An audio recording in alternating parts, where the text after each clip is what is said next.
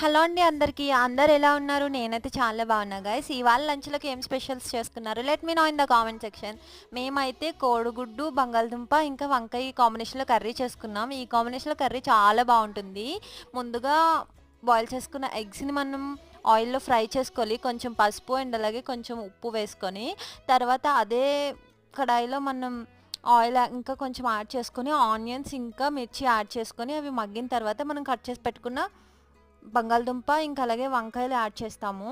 తర్వాత తగినంత ఉప్పు అండ్ అలాగే తగినంత కారం అండ్ అలాగే కొంచెం గరం మసాలా, ఇంకా అల్లం వెల్లుల్లి పేస్ట్ కూడా యాడ్ చేసుకోవాలి ఇందులో. చాలా బాగుంటుంది ఈ కాంబినేషన్‌లో కర్రీ. మీరెప్పుడైనా తిన్నారా? మీకు ఈ కర్రీ అంటే ఇష్టమా? నాకైతే ఫేవరెట్ కర్రీ అనమాట.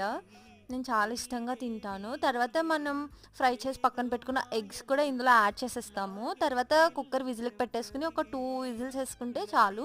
మన కర్రీ రెడీ అయిపోతుంది. చాలా